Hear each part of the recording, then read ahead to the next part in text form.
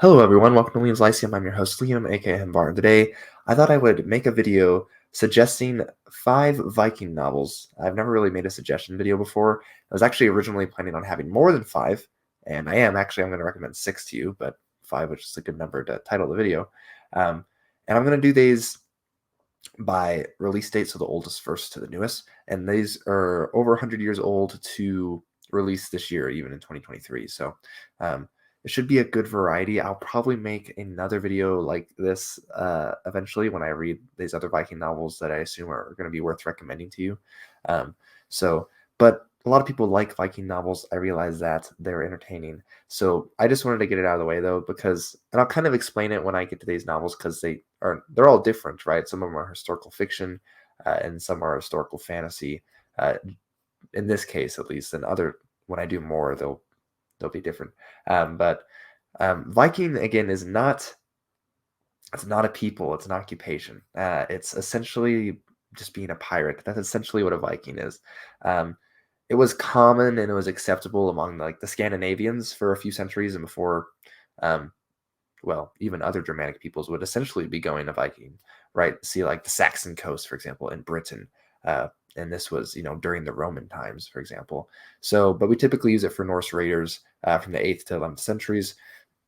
And so instead of going to another state, at least in the United States or whatever, to sell solar panels for the summer, instead you'd go to Hairy Coast and take plunder. Whether that you went east or west or south or whatever. So um, that's Vikings for you, just like a very brief thing, essentially.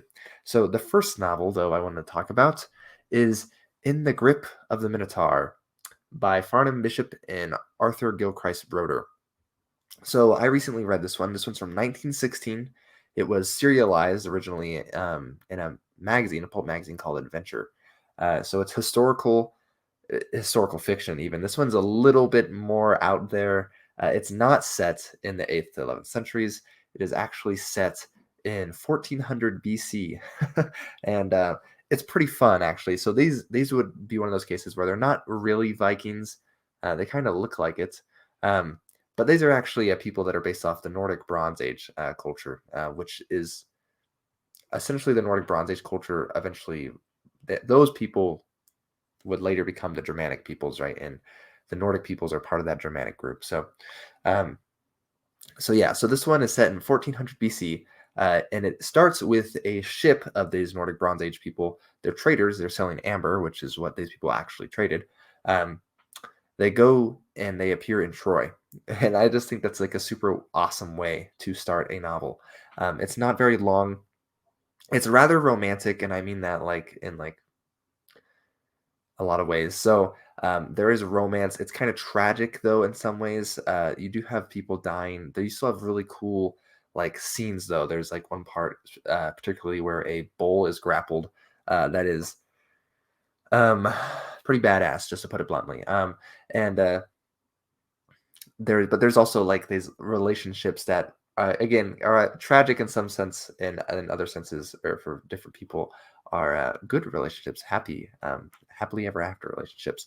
But this basically says that these Nordic Bronze Age people were the reason that the Minoan civilization fell, because at 1400 BC is right around when they would have fallen. That's a super dubious claim. I don't think the authors are claiming that that was reality. It's just a fun thing to explore. So you get to see Knossos in Troy, the Troy before the Trojan War, of course. It's ruled by King Dardanus. It is, and you get to see Ariadne.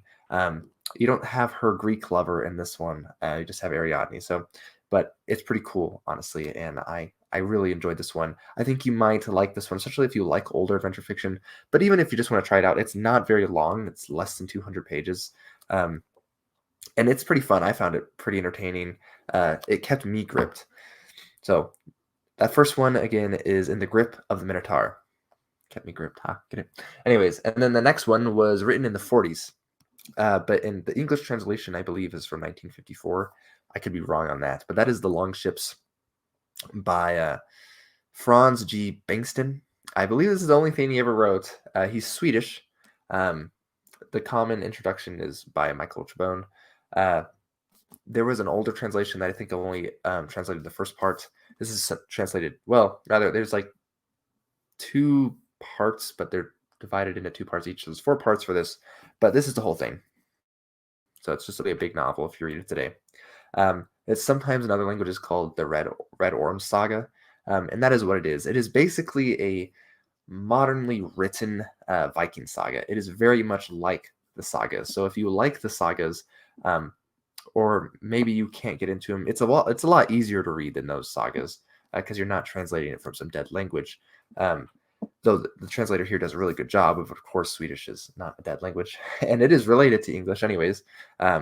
So it has like that wit of the sagas, and it's just fun. It involves 3 um, voyages essentially for this Red Orm guy throughout his life, and it takes you all the way to Asturias, which is like kind of a Gothic-ish kingdom. It's the first part of the Reconquista actually down in Hispania, and also to Andalusia, right to the Moors there, the Moorish court. It's very open as far as religion goes. Actually, it plays very fairly with the Muslims, with the Christians, and even with Jews. And this was written in Sweden during World War II. There's one Jewish character in here that is actually really good and not like a caricature or anything like that. So, and in Norse paganism, of course, though, and everything like that. So this is right around the time of Harald Bluetooth, King of Denmark, and his conversion to Christianity, and that is in there. Also, the Battle of Malden is in there. They do go east to the Rus as well, like where Russia is.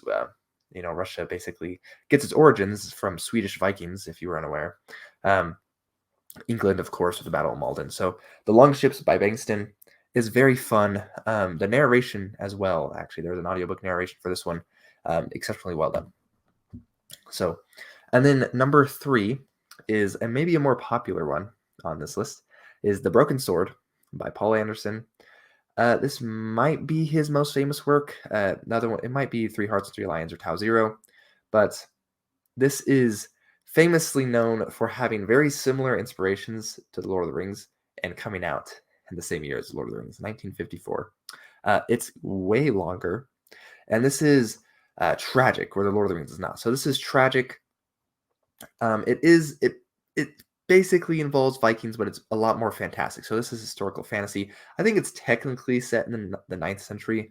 It's not that important, honestly, because it doesn't involve a lot of historical events or like historical people at all. But it is about a Scaflock who is essentially kind of like Elric Melniboné. Actually, he's a big, but he's, I would say, probably based off of Kullervo from the Kalevala, the Finnish national epic. So this one's really fun. It's really short. It has things like trolls and changelings, and it's just in elves, of course. So it's really fun. Honestly, it's kind of classic, pulpy. It's kind of like Sword and Sorcery, depending on who you ask. It's very fun. It's really short. There's kind of no reason not to check it out. There is an audiobook narration for this one as well, which I think is pretty good. I think I read this one physically. I can't remember. It's been a minute. But this is a pretty fun one. The Broken Sword, if you want something by Paul Anderson, who is a little underrated. Some people compare him to Tolkien. I believe he might have also been Swedish, actually.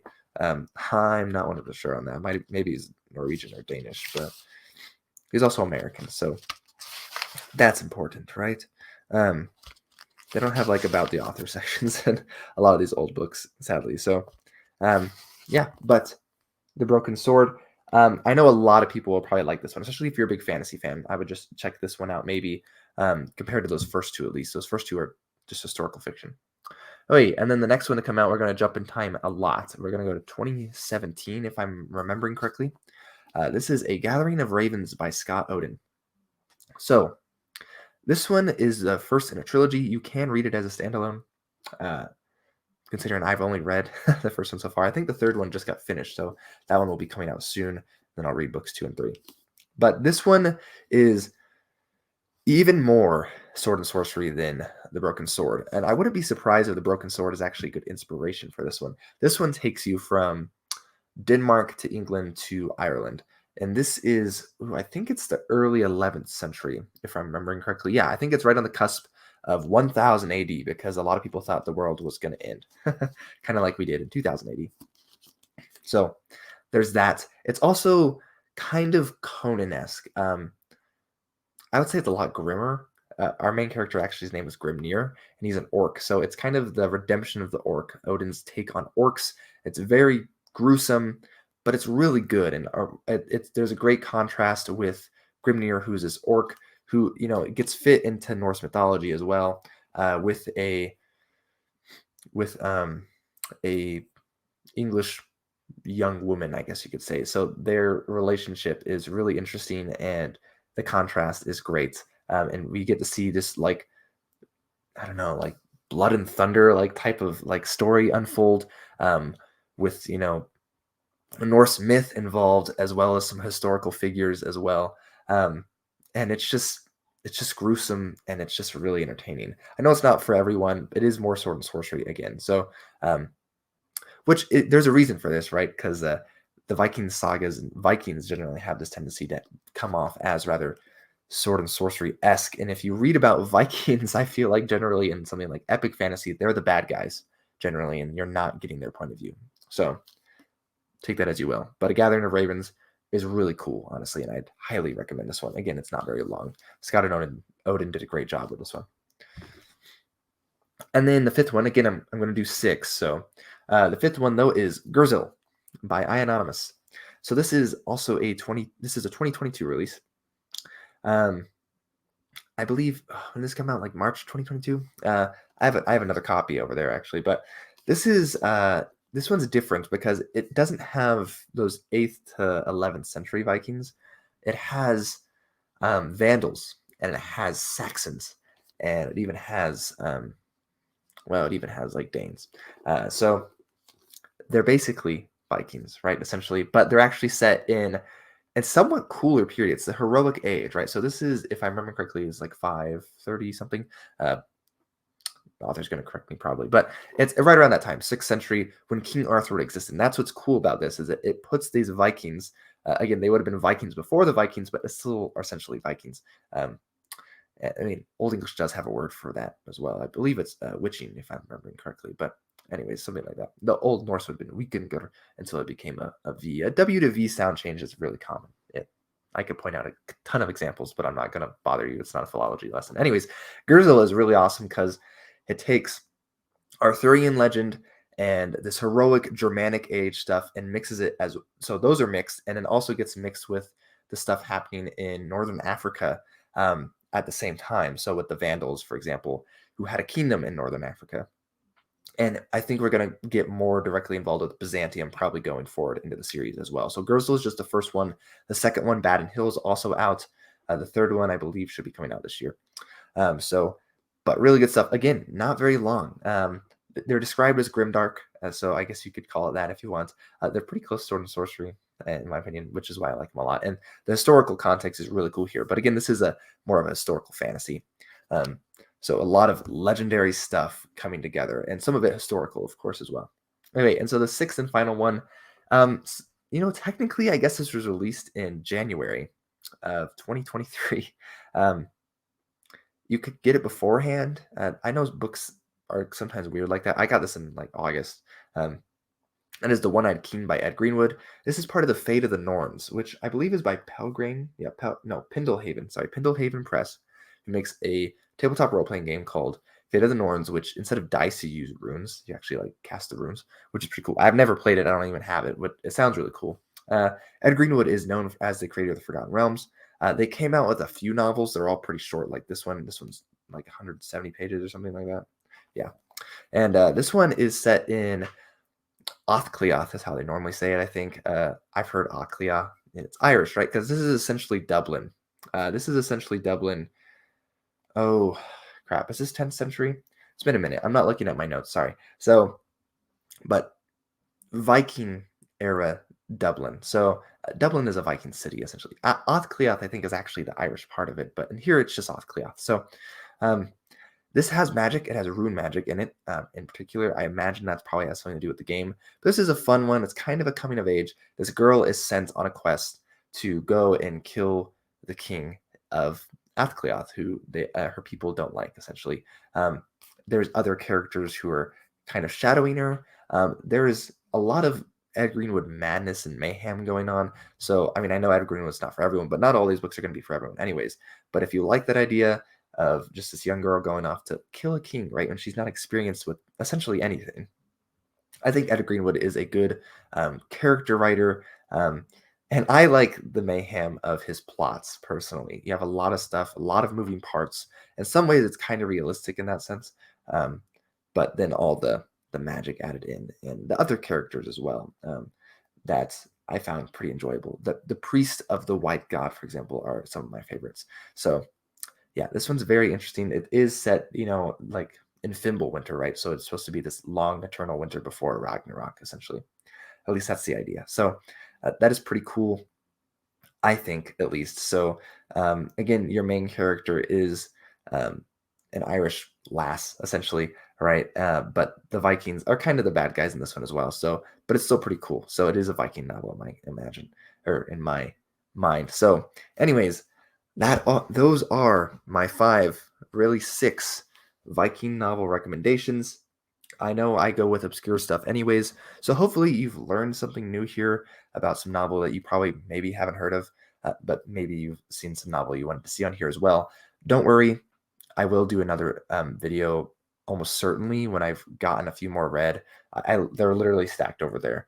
Um, um, Maybe I should share which ones I have in mind, but if you're curious, I can share in the comments, and if you have any more recommendations, let me know, I guess, as well. But those again are five Viking novels. Let me know what you think. Maybe you'll like them. So I will catch you next.